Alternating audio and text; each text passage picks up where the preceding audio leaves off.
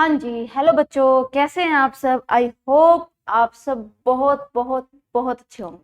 चलें, तो जी हमने कौन सा चैप्टर कंप्लीट कर लिया अपना, cell cycle and cell division. उसके अगर आपको एक्सटेंडेड लेक्चर्स चाहिए हैं तो वो हमारी ऐप पे आपको मिलेंगे। आप हमारी ऐप पे इनरोल करें और आप उन लेक्चर्स वीडियो को देखें। अब देखते हैं आगे। आज हम क्या करेंगे, रिवीजन ट्रैक क्लासेस। आज हम क्या कर रहे हैं, revision track class of cell cycle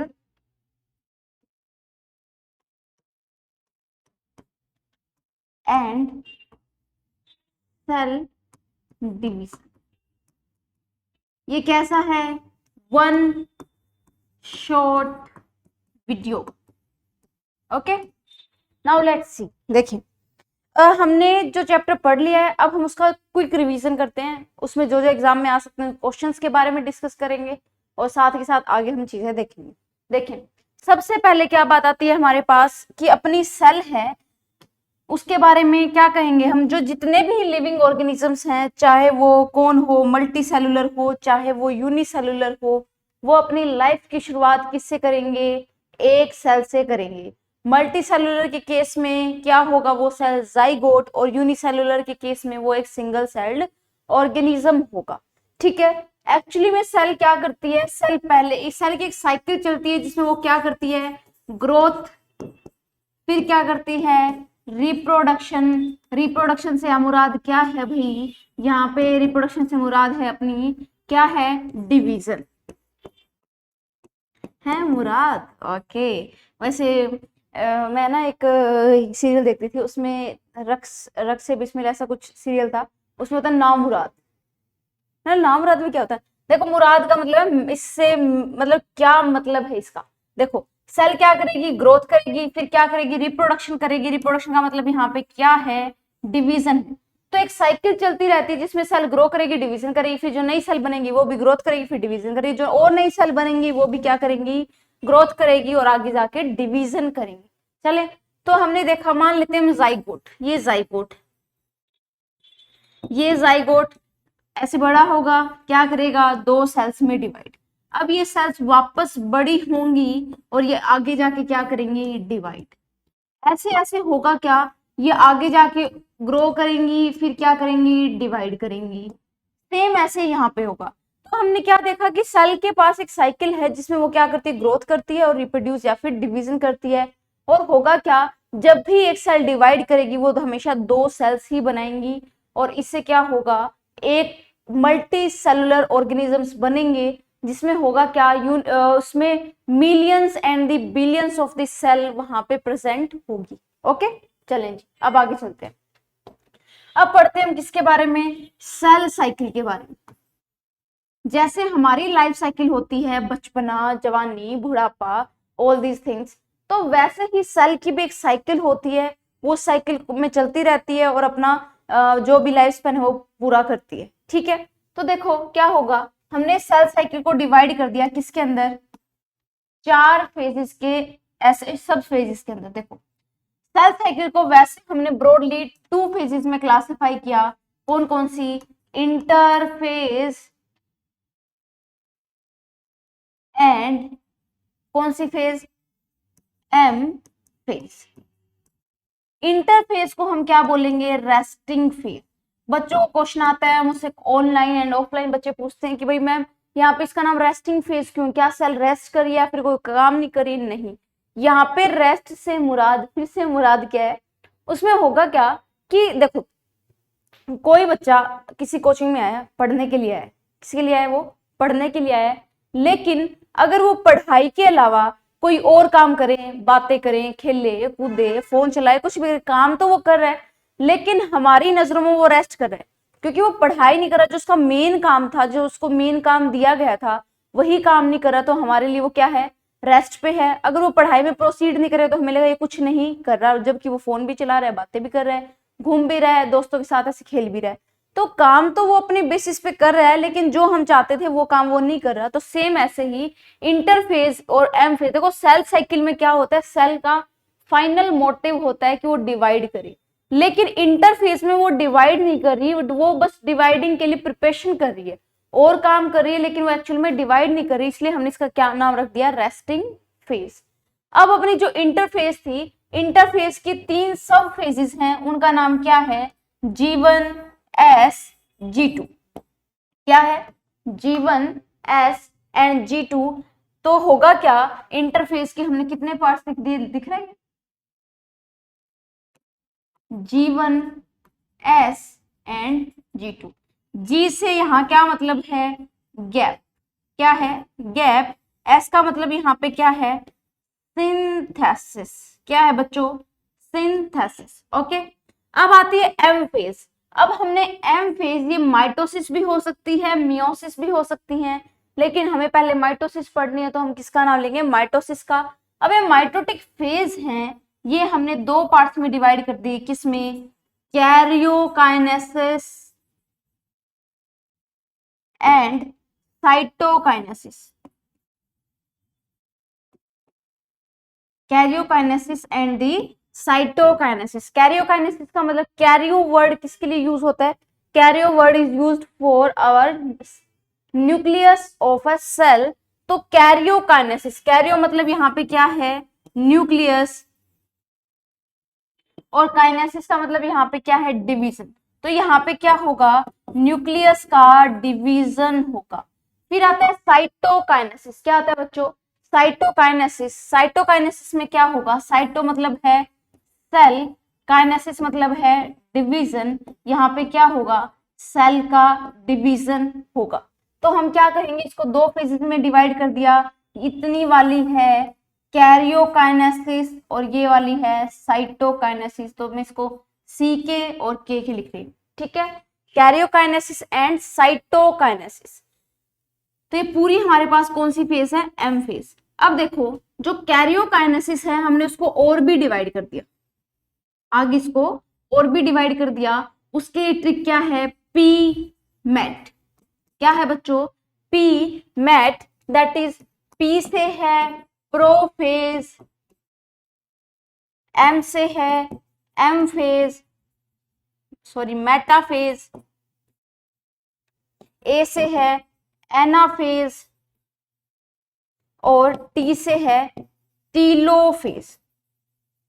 ठीक है, तो हमने क्या देखा, इस सेल साइकिल देखी, G1 S G2, और हमने एम को डिवाइड कर दिया, एम फेज को 2 पार्ट्स में, कैरियोकाइनेसिस साइटोकाइनेसिस, और कैरियोकाइनेसिस को हमने आगे और डिवाइड कर दिया, किसमें, पी मैट में, prophase, metaphase, anaphase and telophase. Okay, अब आगे देखते हैं कि अपनी जो सेल साइकिल है उसका टाइम पीरियड वेरी करता है cell to cell and organisms to organisms. Like अपनी जो ईस्ट है वो कितना टाइम लेगी, 90 मिनट्स लेती है डिवाइड करने के लिए, और जो हमारी ह्यूमन सेल अगर हम कल्चर मीडियम में ले तो कितने आवर्स में डिवाइड करेगी, 24 आवर में डिवाइड करेगी। ओके, अब आगे देखते हैं कि हमें देखना है जल्दी जल्दी से कि इनके फंक्शंस क्या होंगे, कैसे कैसे काम करेंगे। अब आगे देखते हैं, देखो अब लिखती हूँ G1 S और ये है अपनी G2, G1 S G2। अब होगा क्या, G1 में सेल जो होगी वो मेटाबॉलिकली एक्टिव होगी। क्या होगी, मेटाबॉलिकली एक्टिव होगी। क्यों होगी, क्योंकि इसको अपना क्या करना है, साइज को ग्रो करना है। किसको क्या करना है, अपने साइज को ग्रो करना है, इसीलिए ये क्या होगी, metabolically active and increase its size. मतलब अभी सेल बच्ची है, अब ये बड़ी होगी, अच्छा खाना पीना खाएगी और क्या हो जाएगी, बड़ी हो जाएगी, बड़ी होके मैच्योर हो जाएगी। तो अपनी अपने अंदर जो बचपना से लेके बड़े होने तक का सफर है वही सेल के लिए जीवन फेज है। क्या है बच्चों, वही सेल के लिए जीवन फेज है।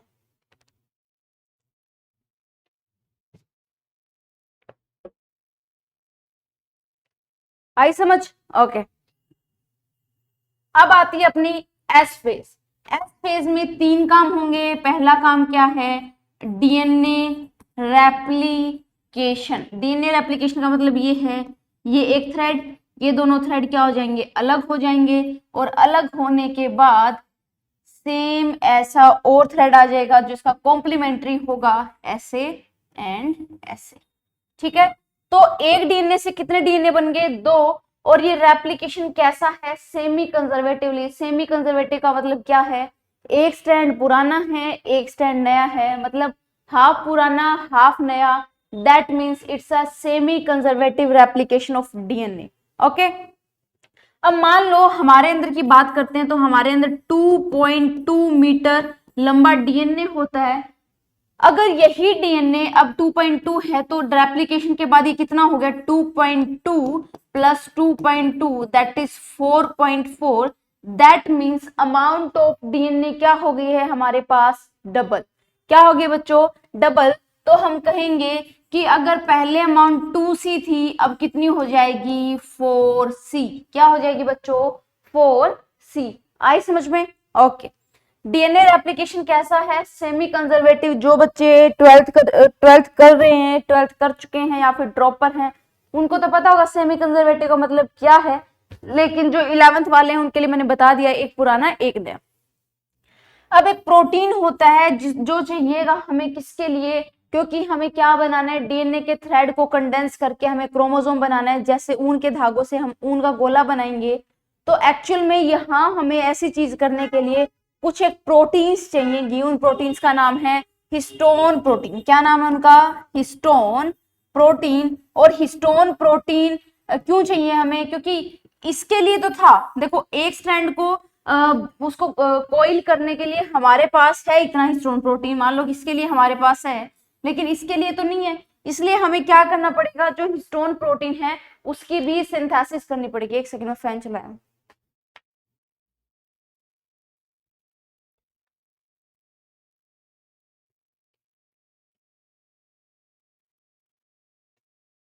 आ रही है समझ? ओके।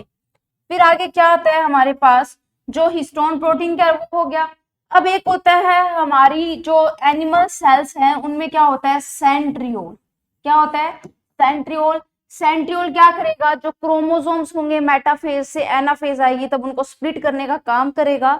तो सेंट्रियोल जो होता है वो ऐसा होता है, एक सेंट्रियोल और इसके परपेंडिकुलर में दूसरा सेंट्रियोल। रुको मैं इसको थोड़ा सा सही बना देती हूँ।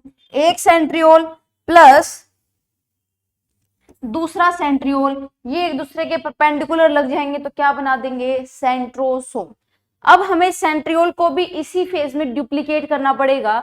होगा क्या, ये येलो वाला अलग हो गया और ग्रीन वाला अलग हो गया।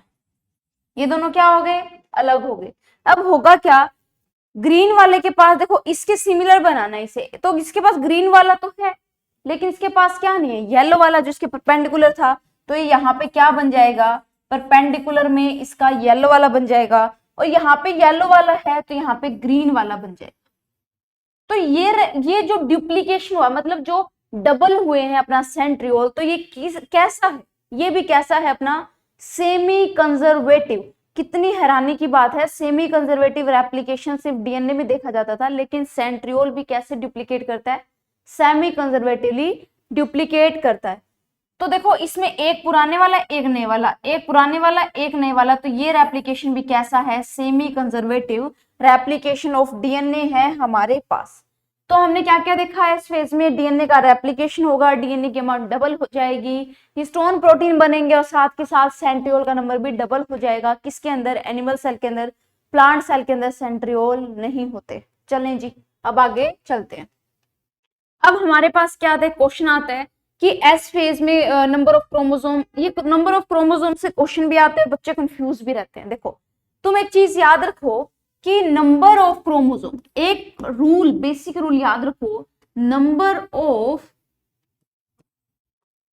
क्रोमोसोम्स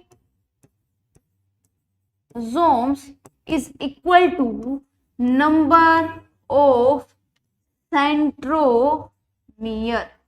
क्या याद करोगे, number of chromosome is equal to number of centromere. Okay, तो चले हम एक काम करते हैं, क्या काम करेंगे अभी, अभी हम देखेंगे कि अपना जो क्रोमोसोम है उसकी स्ट्रक्चर कैसी होती है। देखो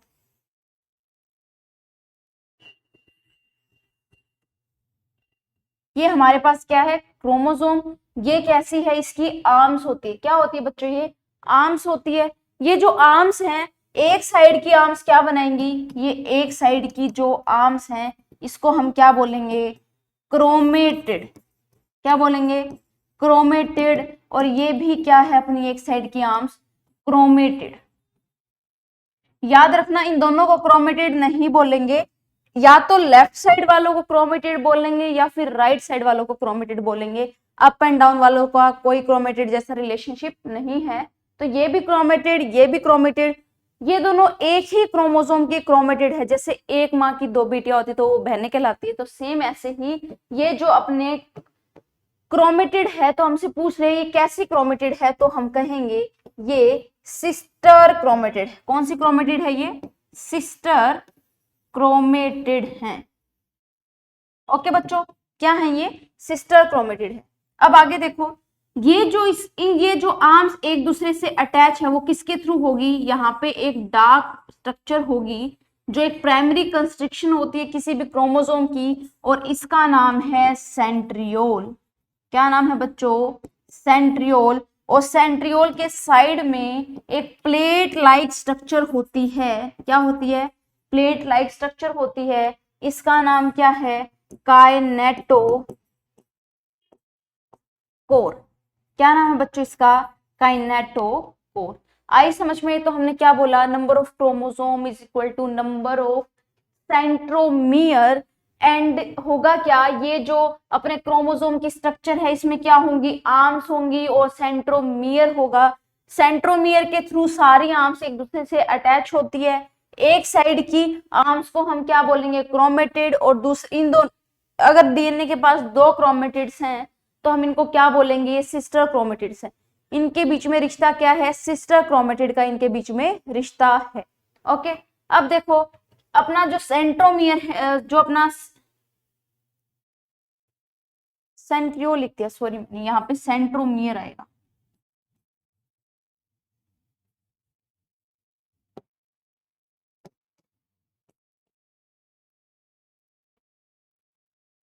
क्या है ये, सेंट्रोमियर है। ओके, और सेंट्रोमियर के साइड में, लेफ्ट साइड में और राइट साइड में प्लेट लाइक स्ट्रक्चर होगी। उस प्लेट लाइक स्ट्रक्चर का नाम क्या है, काइनेटोकोर। काइनेटोकोर से जो अपने ये सेंट्रियोल क्या निकालेंगे, धागे निकालेंगे जिनका नाम क्या है, स्पिंडल फाइबर्स, वो क्रोमोसोम से आके अटैच होंगे। तो देखो मैंने इसका बेसिक रूल तुम्हें क्या बताया, number of chromosome is equal to number of centromere. याद रखना है इंटरफेस में कभी भी क्रोमोसोम्स नहीं बनते। क्रोमोसोम हमेशा किस में बनेंगे, अपनी कौन सी फेजेस में, एम फेज के अंदर बनेंगे। मान लो जीवन फेज, जब सेल स्टार्ट ही की थी उसने सेल साइकिल, उसके अंदर क्या था, डीएनए था। उसके अंदर क्या था, डीएनए था। अगर मैं हाइपोथेटिकली क्या करना चाहूं, मैं हाइपोथेटिकली अपने दिमाग में इसकी एक इमेज बनाना चाहूं एज अ क्रोमोसोम, तो कैसी इमेज बनेगी, ऐसी इमेज बनेगी। ये सेंट्रोमियर है और ये अपनी एक साइड, ये अपनी क्रोमेटिड्स। ओके, अब आती है एस फेज।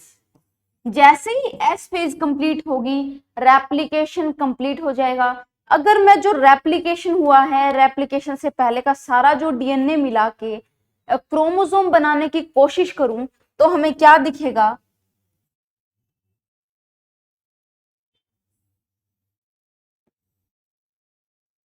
ये दिखेगा।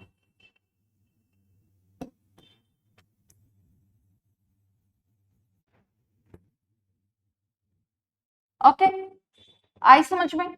ओके डन, ये है, फिर ये। तो मेरे को बताओ यहाँ पे क्रोमोसोम कितने हैं, यहाँ पे क्रोमोसोम है 1 और यहाँ पे भी क्रोमोसोम है 1। ऐसा क्यों, क्योंकि सेंट्रोमियर में कोई भी चेंज नहीं आया, हमारा डीएनए की अमाउंट डबल हुई, इसलिए क्रोमेटिड जरूर डबल हो गई।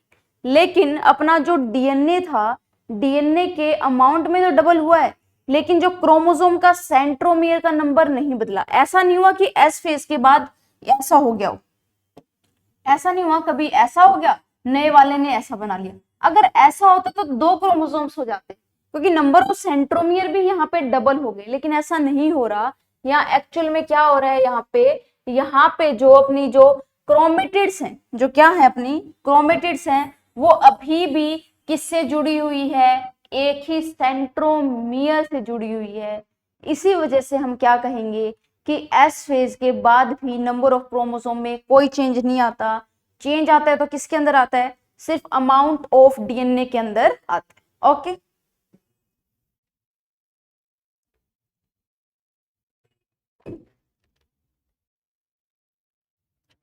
ओके,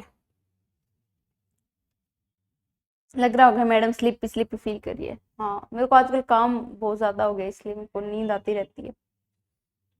चलने जी, ऊपर से देखो स्टूडियो में काम करना मतलब आपको लगता है कि इतना मतलब इजी कर रहे हैं, ऐसा नहीं है। यहाँ पे इतनी ज्यादा लाइटें होती है तभी आपको ये सब चीजें साफ दिखती है, अगर लाइटें नहीं होंगी तो आपको साफ नहीं दिखेगा, तो मेहनत तो करनी पड़ती है। चलें जी, हमने ये कर लिया। ओके, अब हम जल्दी से आगे चलते हैं कि क्या क्या काम होंगे। एस फेज पढ़ ली, अब आते हैं G2 फेज। G2 फेज के अंदर क्या होगा, प्रोटीन बनेंगे। क्या बनेंगे, प्रोटीन बनेंगे। याद करो प्रोटीन ऐसे ही नहीं बनता, प्रोटीन बनाने के लिए जो डीएनए होता है उसको क्या बनाना पड़ेगा, पहले आरएनए, आरएनए के बाद क्या बनाना पड़ेगा, प्रोटीन। अगर हमें प्रोटीन बनाना है तो कॉमन सी बात, हमें आरएनए बनाना पड़ेगा, तो हम क्या कहेंगे, इस फेज के अंदर आरएनए भी बनेगा। यहाँ पे जो भी ऑर्गेनल्स हैं कौन कौन से, एंडोप्लाज्मिक रेटिकुलम, गोल्गी कॉम्प्लेक्स और बाकी जितने भी सेल ऑर्गेनल्स है लगभग, ठीक है, लगभग सारे नहीं कह रही मैं, लगभग वो क्या हो जाएंगे, डुप्लीकेट। यहाँ पे क्या होगा, सेल ऑर्गेनल्स की अमाउंट क्या हो गई, डबल। ठीक है, क्या होगी, सेल ऑर्गेनल्स की अमाउंट क्या हो गई, डबल। मान लो किसी सेल के अंदर गोल्गी कॉम्प्लेक्स 4 थे, अब वो क्या हो जाएंगे 8। अब सोचोगे कैसे हुआ, देखो सेल के अंदर की सारी इंफॉर्मेशन किसके पास होती है, डीएनए के पास होती है। अगर अब हमारा डीएनए डबल हो गया है तो हम क्या कर सकते हैं, ऑर्गेनल्स डबल कर सकते हैं। हाँ, वो पहले वाले डीएनए से ऑर्गेनल डबल नहीं कर सकते थे ना, क्योंकि उसके पास इंफॉर्मेशन ही 4 ऑर्गेनल्स की थी। अब हमें 8 बनाने पड़ेंगे, क्योंकि 4 मेरे को उसको देने, 4 मेरे को उसको देने, तो 8 तो बनाने पड़ेंगे। तो इसलिए जो रेप्लिकेशन हुआ था किसके अंदर, एस फेज के अंदर, जो नया डीएनए बना है हमारे पास वो क्या करेगा, आरएनए बनाएगा, आरएनए से प्रोटीन बनेगा, और फिर ये प्रोटीन से क्या होंगे, ये ऑर्गेनल की इंफॉर्मेशन एक्सप्रेस होगी। एक प्रोटीन बनता है जिसका नाम है, एक स्पेसिफिक प्रोटीन जिससे क्वेश्चन आता है हमारे पास, वो क्या है, G2 फेज में कौन सा प्रोटीन बनेगा, ट्यूबलिन प्रोटीन। कौन सा प्रोटीन, ट्यूबलिन प्रोटीन। आई समझ में, क्या बोला मैंने, कौन सा प्रोटीन, ट्यूबलिन प्रोटीन हमारे पास बनेगा। ओके, अब आगे चलते हैं, हमने ये पढ़ लिया। अब होता क्या है देखें,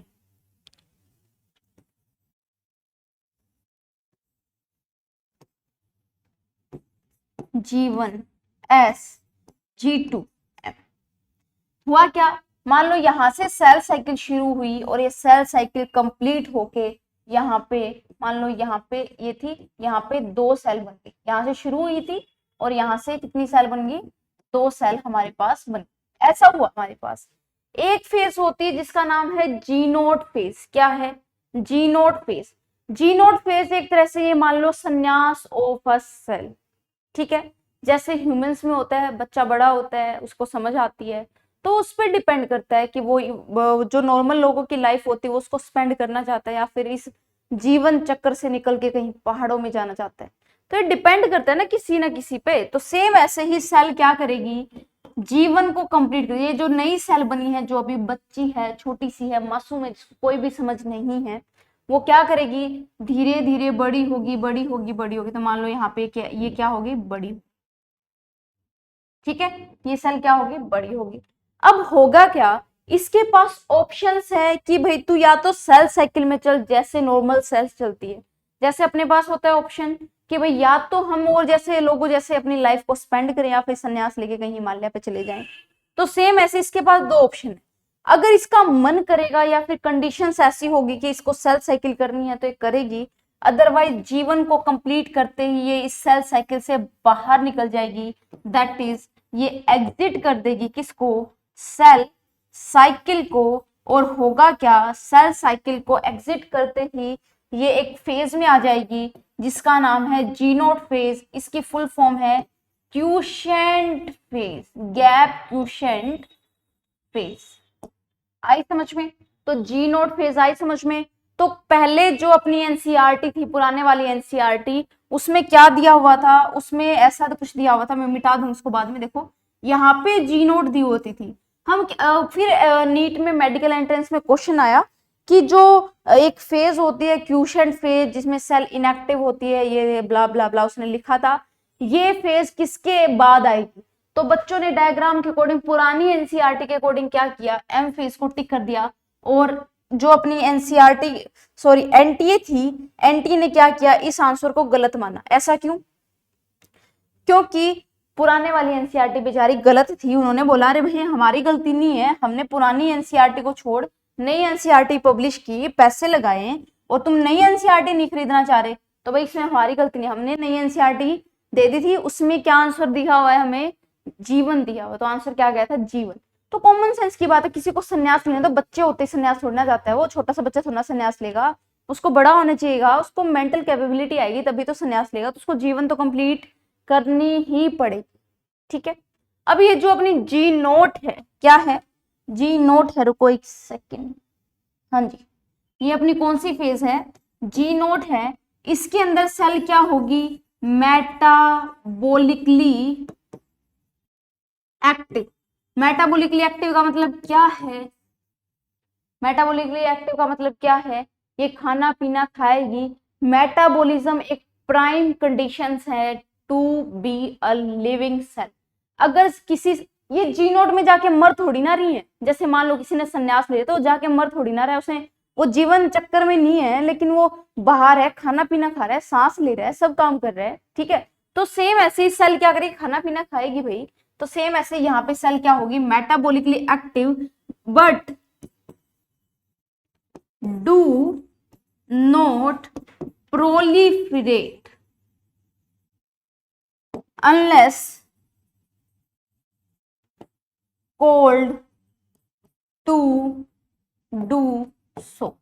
प्रोलिफरेशन का मतलब यहां पे क्या है, प्रोलिफरेशन का मतलब होता है ग्रोथ प्लस डिवीजन। मतलब क्या है यहाँ पे कि वो सेल खाना पीना खाएगी जितना वो, लेकिन वो मोटी नहीं होगी। मोटी का मतलब साइज इंक्रीज नहीं होगा, जितना खाना खाएगी उतना वो काम कर देगी हमारी बॉडी में, इससे क्या नहीं होगा, उसका साइज इंक्रीज नहीं होगा।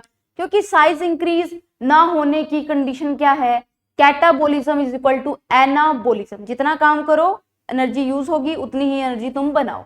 इससे ज्यादा अगर करोगे, काम ज्यादा करोगे तो तुम्हारा साइज डिक्रीज हो जाएगा। अगर काम ही नहीं करोगे, खाते खाते रहोगे, तो तुम्हारा साइज डबल हो जाएगा, जैसे कि मैं। ओके, आई समझ में। ओके, तो इसमें क्या होगा, सेल मेटाबॉलिकली एक्टिव होगी, बट वो अपना डीएनए सॉरी वो प्रोलिफरेट नहीं करेगी जब तक इसको कहा ना जाए। अब ये कहा ना जाए का मतलब क्या है, देखते हैं। ये ना तो डिवीजन करेगी ना ही ग्रोथ करेगी। याद रखना, प्रोलिफरेशन का मतलब क्या है, अपने एनसीईआरटी में लिख लो, प्रोलिफरेशन का मतलब है ग्रोथ प्लस डिवीजन। ओके बच्चों, चलते हैं आगे। अपनी जो जीवन जी नोट फेज है वो दो तरह की है, कौन कौन सी, परमानेंट एंड टेम्परेरी। अब मतलब मैंने ये एनसीईआरटी में नहीं दिए वर्ड्स, रुको एक मिनट, हाँ जी, एनसीईआरटी में ऐसे कोई वर्ड्स नहीं दिए हुए कि परमानेंट होती है टेम्परेरी होती है, बट मैं तुम्हें इसलिए बता रही हूँ ताकि, चाय बनाओ तो मेरे को देके जाना। नहीं नहीं, मैं पीऊंगी पानी तो।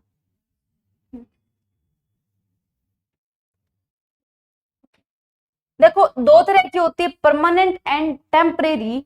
तो परमानेंट कैसे, हम परमानेंट का एग्जांपल लेते हैं। देखो हम बड़े छोटे थे, छोटे से बड़े हुए, जीनो मतलब हम बड़े हुए। एक टाइम ऐसा आता है कि मान लेते हैं हम हमारे हार्ट का एग्जांपल लेते हैं। हमारी जो हार्ट सेल है, जो हमारी हार्ट सेल है, अब हमारा बड़े होने के बाद जितना हार्ट है, जितना साइज है उसका उतना ही रहेगा, साइज इंक्रीज नहीं होगा। मतलब कि उसके अंदर ग्रोथ तो होगी ही नहीं। ठीक है, अगर ग्रोथ होती रहती तो होगा क्या, उसका साइज कहीं ना कहीं बढ़ जाता, लेकिन ऐसा नहीं हो रहा। देखो अगर बंदा मर जाए, बंदा मरने को मर जाएगा, हार्ट अटैक आ जाएगा, लेकिन हार्ट की सेल खुद का बचाव नहीं कर सकती।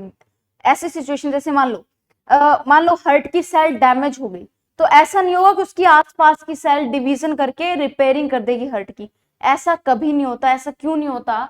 क्योंकि वो किसके अंदर है? परमानेंट जी नोट के अंदर है। चाहे कुछ भी हो जाए, दुनिया इधर की उधर हो जाए, ये कभी डिवीजन नहीं करेगी। इन्होंने संन्यास ले लिया है तो ले लिया है, ये अपने काम करेगी और इससे ज्यादा कुछ भी नहीं करेगी, डिवीजन भी नहीं करेगी, ना ही अपने साइज को ग्रो करेगी। तो ये अपना कौन सी है? परमानेंट जी नोट। एक आती है टेम्परेरी। अब मैं टेम्परेरी का एक अच्छा सा एग्जांपल लेती हूँ। हमारे स्किन की सेल फिलहाल जी नोट में है, क्यों? अभी डिवीजन नहीं करी, क्योंकि मेरी नॉर्मल स्किन है, कोई डैमेज नहीं हो रखा, नॉर्मल स्किन है। ना ही इसकी सेल साइज में ग्रो कर रही है, ना ही डिवीजन कर करके ऐसे, अगर डिवीजन करती, साइज ग्रो करती, पता नहीं कितनी लेयर बन जाती स्किन की। ऐसा तो नहीं होता। स्पेसिफिक लेयर्स होती है, स्टेटम, कोरेनम, ग्रेनुलोसा, ये जो भी सेल्स होती हैं ये इनकी लेयर होती हैं। तो सेम ऐसे ही हुआ क्या कि अभी ये फिलहाल जी नोट में है, ओके, हमारी स्किन की सेल किन में है? जी नोट में है। लेकिन मेरे को कट लग गया, कहीं ना कहीं हुआ क्या कि मेरे को चोट लग गई, मेरे हाथ पे चोट लग गई। इस चोट लगने से होगा क्या? ब्लीड करूंगी मैं। अगर मैं ब्लीड करूंगी तो मेरी बॉडी के अंदर, मेरी बॉडी इन सेल्स को कहेगी कि भाई डिवीजन कर, मेरी बॉडी का नुकसान हो जाएगा अगर ब्लड लॉस हो गया तो। मैंने इतनी मुश्किल से ब्लड बनाया है और ऐसे लॉस थोड़ा ना होने देंगे। तो ये अपना फर्ज निभाने के लिए वापस क्या करेगी? ये जो अपनी सेल साइकिल थी G1S G2M, तो G1 तो इसने कंप्लीट करके जी नोट में चली गई थी। अब ये वापस आएगी और S से लेके आगे ऐसे साइकिल चलाती रहेगी जब तक बॉडी बिल्कुल हील ना कर जाए। समझ में आया? Permanent and temporary G naught, okay. हाँ जी, अब हम चलते हैं कौन सी फेज के अंदर? एम फेज के अंदर। जो एम फेज क्या है?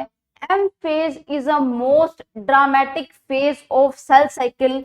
तो हम क्या कहेंगे? Most dramatic. ड्रामेटिक का मतलब इसके अंदर इतना ज्यादा ड्रामा हो रहा है, कभी कुछ हो रहा है, कभी कुछ हो रहा है, कभी कुछ हो रहा है। जैसे अपने इंडियन सीरियल्स में होता है, कोकिला बेन, राशि बेन किसमें कुकर में चने चढ़ा के भूल गई, गोपी बेन ने लैपटॉप धो दिया, मतलब कुछ कुछ होता रहता है ना अपने इंडियन सीरियल्स में। नागिन आती है, नागिन बदला लेती है, सब तो कुछ ना कुछ हो रहा है। तो सेम ऐसे ही क्या होता है कि इसके अंदर भी कुछ ना कुछ ड्रामा हो रहा है, तो इसलिए हम क्या कहेंगे? Most dramatic phase. इसके अंदर reorganisation, reorganisation of almost all component of cell. Cell के लगभग कंपोनेंट यहाँ पे रीऑर्गेनाइज होंगे। जैसे पहले थे वैसे नहीं होंगे, अब कुछ ना कुछ उनकी ऑर्गेनाइजेशन डिफरेंट हो जाएगी। मान लो अगर वो कोने में थे कहीं और चले गए, कभी इधर थे तो कभी उधर आ गए, तो सारा का सारा रीऑर्गेनाइज होगा। जैसे घर नहीं बदलते हम, सेम ऐसे ही मतलब अपना सारा सिस्टम वापस से ऑर्गेनाइज करना पड़ता है। तो सेल को भी अपना सारा सिस्टम वापस से ऑर्गेनाइज करना पड़ेगा। तो एम फेज के कितने पार्ट्स हैं? देखो, एम फेज के उसकी कैरियोकाइनेसिस के, एम फेज की कैरियोकाइनेसिस के कितने पार्ट्स हैं हमारे पास? 4। Prophase, metaphase, anaphase and telophase. आई समझ में? क्या बोला मैंने? Prophase, metaphase, anaphase and telophase. Prophase के अंदर क्या होगा? देखो, जो अपना ये डीएनए था, पुराने वाला, नए वाला, अभी ये उलझा हुआ है। सारे मान लो अपने अंदर 23 पेयर्स ऑफ क्रोमोसोम है, दैट इज 46 क्रोमोसोम्स हैं। ओहो सॉरी, माइटोसिस को हम क्या बोलते हैं? Equational division. इक्वेशनल डिवीजन क्यों बोलते हैं?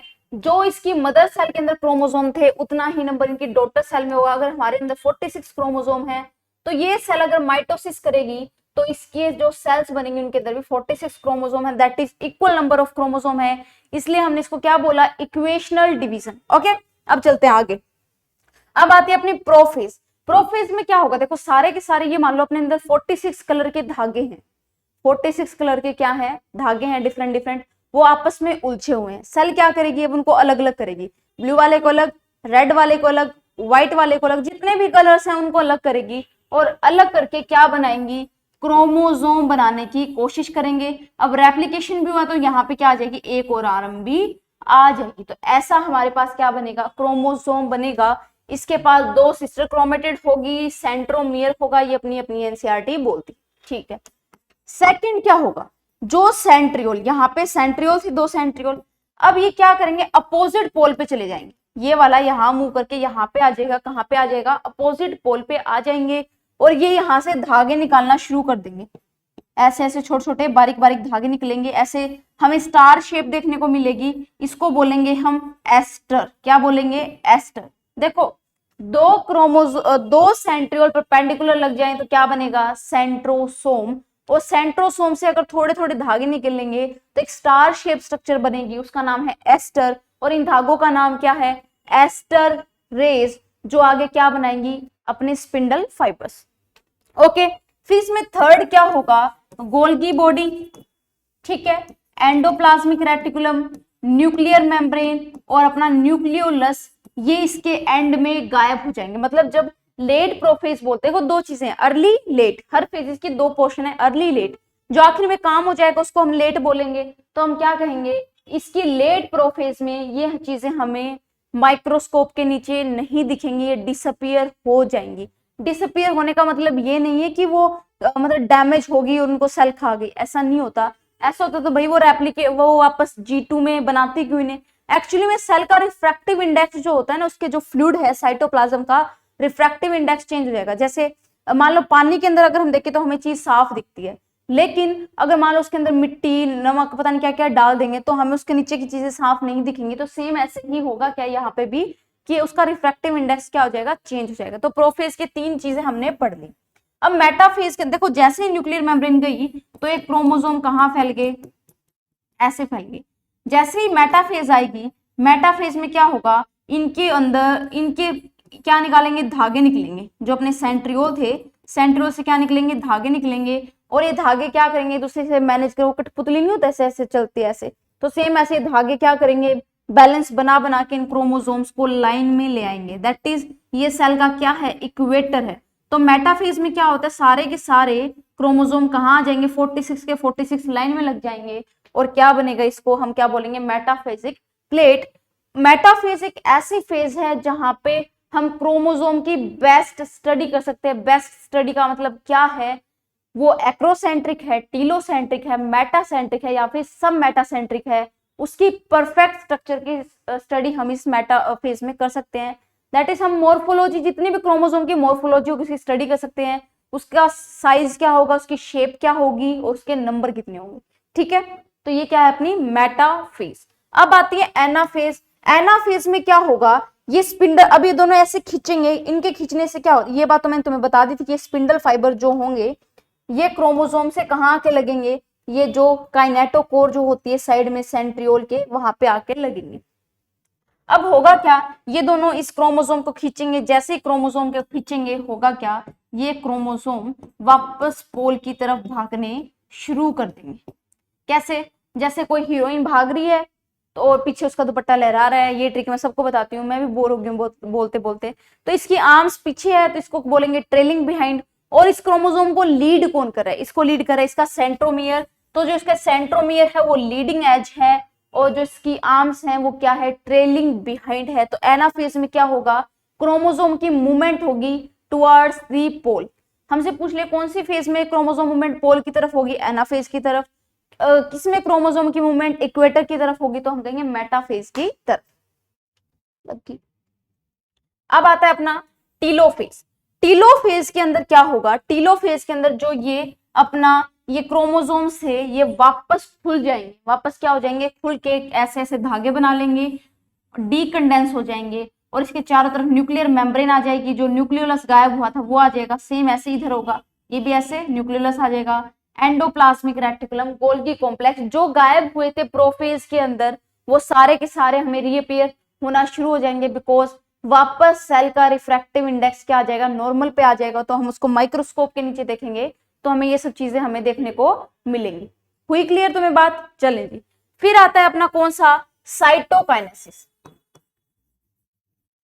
हमने कैरियोकाइनेसिस तो पढ़ ली, हमें न्यूक्लियस को फाइनली ऐसे करके डिवाइड कर लिया, 2 न्यूक्लियस हमारे पास बना लिए। लेकिन अब हमें क्या करना है, सेल को डिवाइड करना है, मतलब इसको बीच में से डिवाइड करना है। तो क्या करनी पड़ेगी, हमें साइटोकाइनेसिस करनी पड़ेगी। तो होगा क्या, एनिमल सेल के अंदर क्या होता है, यहाँ पे फूरो बनेंगे ऐसे, कट लगेगा और वो कट दोनों तरफ से मिलता मिलता मिलता मिलता ऐसे आ जाएगा, और तो इसके क्या हो जाएगा, सेल का डिवीजन हो जाएगा। लेकिन प्लांट्स के अंदर सेल वॉल होती है जो बिल्कुल ही लायबल नहीं होती, ये अपनी इसकी प्लाज्मा मेम्ब्रेन होगी और इसके बाहर सेल वॉल। तो होगा क्या, यहाँ पे क्या बनेगी, सेल प्लेट बनेगी, केमिकल है कैल्शियम पैक्टेट, उसकी क्या बनेगी, एक सेल प्लेट बनेगी। इस सेल के पास भी गोल्गी कॉम्प्लेक्स आ गए, इस साइड भी गोल्गी कॉम्प्लेक्स आ गए, तो ये जो गोल्गी कॉम्प्लेक्स है कुछ ऐसे ऐसे क्या बनाएगा, ऐसे दिख रहे हैं, छोटे छोटे फ्रेगमेंट्स डाल लेगा यहाँ पे कुछ केमिकल्स के। वो केमिकल्स एक्चुअली में क्या कहलाते हैं, इनको ये छोटे छोटे हमें फ्रेगमेंट दिख रहे हैं, इनका नाम क्या है, फ्रेगमोप्लास्ट, फ्रेगमोप्लास्ट। ओके, क्या है ये, फ्रेगमोप्लास्ट। और ये सेल क्या हो जाएगी, जैसे ही दोनों साइड बराबर बराबर बन जाएंगे, सेल डिवाइड हो जाएगी, ये सेल प्लेट इन दोनों को अलग कर देगी, और इनके बीच में क्या, ये दोनों जुड़ के वापस एक सेल वॉल की रिफॉर्मेशन कर लेंगे, और इसके अंदर क्या बन जाएगी, प्लाज्मा मेम्ब्रेन, और ये सेल क्या हो जाएगी, अलग। ये जो सेल प्लेट थी, सेल प्लेट आगे जाके क्या बनाएगी, मिडल लैमेला। क्या बनाएगी बच्चों, मिडल लैमेला। मिडल लैमेला का मतलब क्या है, जो दो सेल को चिपका के रखती है, और ये किस केमिकल कंपोजिशन की होती है, ये केमिकल कंपोजिशन इसकी है कैल्शियम पैक्टेट। ओके, क्या है इसकी कंपोजिशन, कैल्शियम पैक्टेट। अब जल्दी से एक चीज और पढ़ते हैं, देखिए अब अगर न्यूक्लियस न्यूक्लियस डिवाइड करें, 1 से 2, 2 से 4 हो जाएंगे, 4 से 8 हो जाएंगे, ऐसे ऐसे अगर न्यूक्लियस बार बार डिवाइड करे और सेल डिवीजन ना होए तो क्या होगा, मल्टी न्यूक्लिएट कंडीशन आएगी। क्या आएगी बच्चों, मल्टी न्यूक्लिएट कंडीशन। क्या आएगी, मल्टी न्यूक्लिएट कंडीशन हमारे पास आएगी, और ये इसको हम क्या बोलेंगे, सिनिक्टेम कंडीशन। क्या बोलेंगे, सिनिक्टेम कंडीशन।